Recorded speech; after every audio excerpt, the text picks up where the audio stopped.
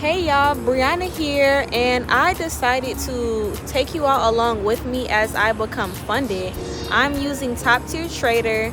If you all know Q Banks, that is his prop firm, and because there are a lot of prop firms who do not allow US traders to utilize their prop firms anymore, I was so happy to see that Top Tier Trader was still an option for me. So I have a $25,000 account with Top Tier Trader, and I took my first trade last week. So I'm going to go over how I made $480 with GBP JPY.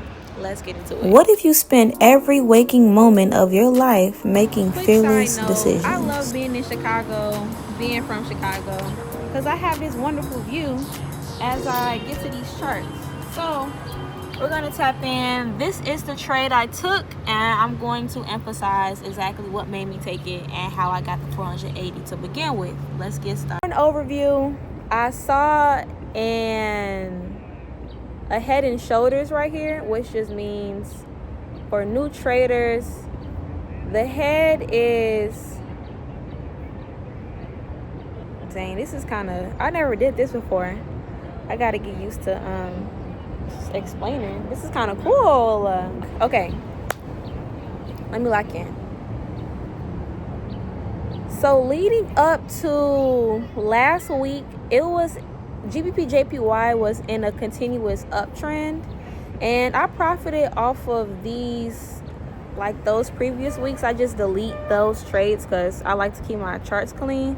Then I saw a head and shoulders, which is, this is the head right here, and then the shoulders are right there. It looks like an actual head and shoulders. That told me right there, all right, babes, it's time to go to a downtrend, which is what you were seeing here. Now, after it made this head and shoulders, it then retested this area of support. I'll show y'all the area of support. This is the area of support, okay? Which just means that it was bouncing off of this level multiple times, creating a base where price was not able to break below. Then it didn't bounce. It broke through that area and retested it right here. So once I saw that, I'm like, okay, it's time to lock in, it's time to enter. For me, I drew this Fibonacci, which is a tool that traders use when they want to enter and have precise entries.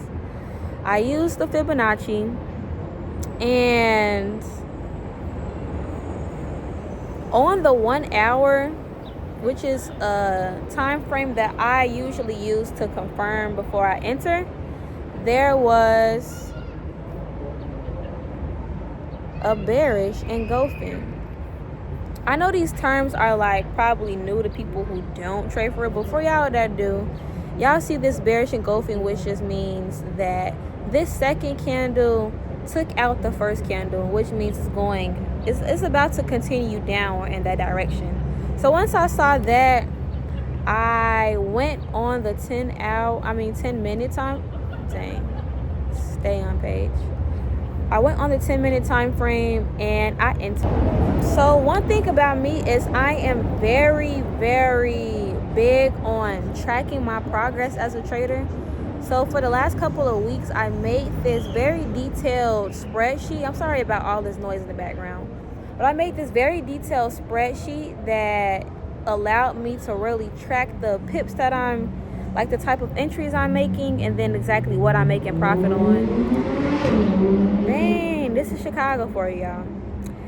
So as you can see, these were different weeks, and each week I basically was profiting off of one trade, and then two I would take an L on, which to me meant that in this funded process, it's important for me to just take one trade and optimize that trade than to take 3 trades and only win one. Like, it didn't make sense for me personally.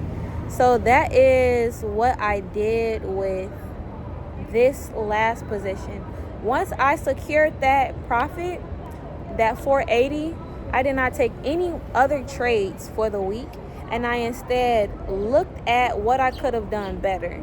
So looking back, I realized that I could have re-entered here with another 1.0 lot. I could have even re-entered here with another lot instead of just waiting for the positions that I was already in to reach my take profit. Like, because I had already secured profit, I could have secured profit and re-entered to optimize the position that I was already in, because as you can see, it continued down a pretty good distance.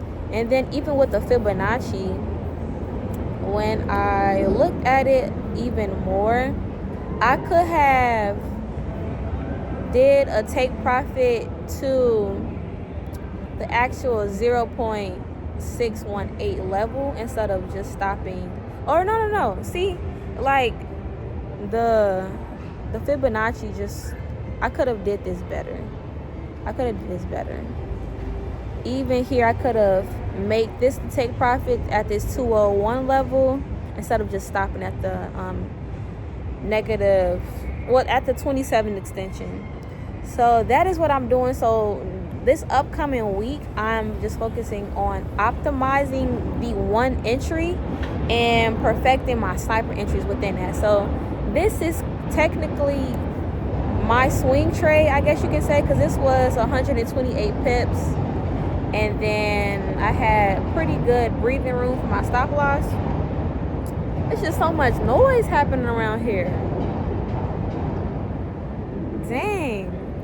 But long story short, I had that swing trade, but within it, I could have done better with re-entering. And I'm really just honestly getting used to re-entering more. Like, I usually re-enter 4 times was my maximum. But like with this trade, I only re-entered again 1 time.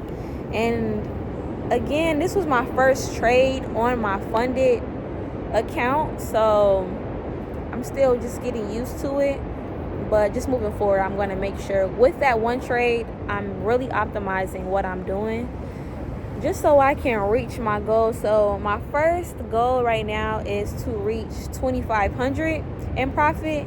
And then after that, it'll be 1,250, and then I'll go to 5,000. I'll continue to take you all along with me on the journey. Make sure you subscribe. This channel is my process or my journey to become an actual full-time trader. I'm still in college, still at Howard University, and I'm in my last semester. I'm entering my last semester right now. So while my time is dwindling as a student, I am glad that I have this skill as a trader, so I can actually make profits chilling downtown Chicago or, in DC or whatever. So definitely follow the journey, and I have nothing else to say. Peace out.